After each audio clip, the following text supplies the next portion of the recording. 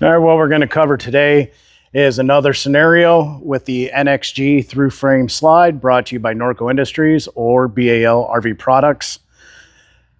This is a situation where your slide out's going in, one side of the box is sealed up, but you still have a gap. Now this one is exaggerated just for the video, letting you guys know.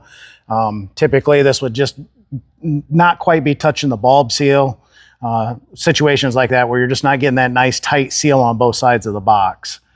There's an area located underneath the slide on the end condition heads that has some adjustability in it that'll allow you to kick this side of the box that's not sealing in a little bit, achieving a nice even seal on the outside of the coach. And that's what we're looking for. That way you're not getting any water or anything bypassing the seals and getting inside your unit.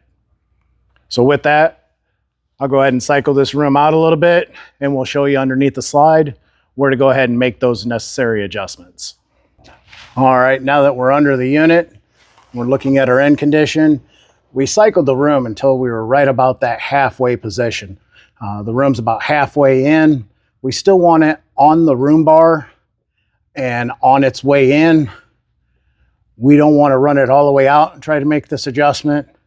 It's going to be very difficult for you to shove on the box and manipulate the location of this end condition and where it's positioned at on the inner ram with that room either in the fully sealed position or the fully extended position.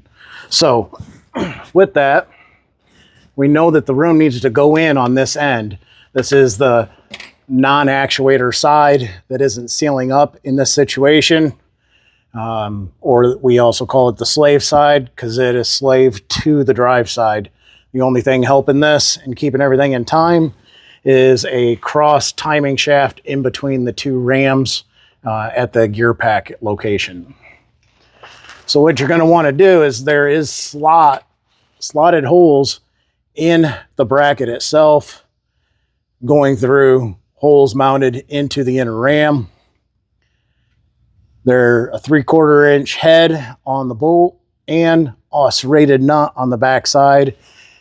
You should be able to take an impact with a 3/8 adapter, 3/4 inch socket, get on the back side of the bolts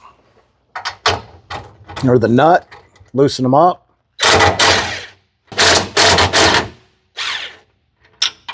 Once those are loose, depending on that distance we were looking for, you can go to the outside of the box now, shove in on it, and shove this end condition a little bit further and closer in towards the inner ram.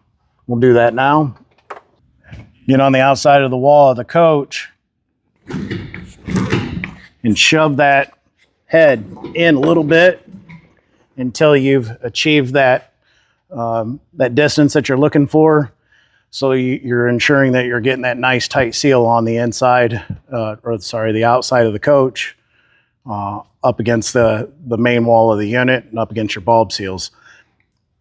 Once you've slid that in where you need it, remember to go back underneath, tighten down those two serrated nuts on those bolts in the end condition, run the room in, double check it, and make sure that you achieved what you were looking for.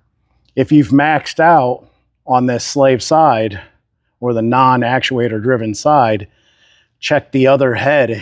You may be able to have, there may be an adjustment there in availability to where you can pull that one out towards you and straighten that box up in the opening. So if we're going to go back underneath, we're going to tighten those bolts down.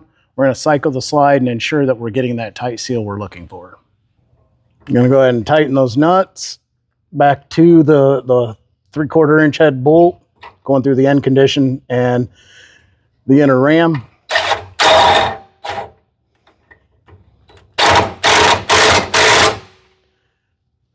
Usually it's not necessary to hold any a wrench or a socket on that side. If you do have a 3/4 inch extra socket on you or a wrench, you can go ahead and set that on the head and hold it in place.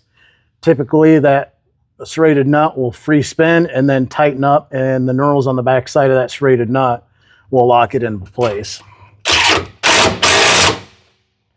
Now that it's nice and tight, we're going to go ahead and go to the inside of the unit, cycle this room in, and ensure that we're achieving the seal we're looking for. All right, we're going to go ahead and cycle that room in at this point.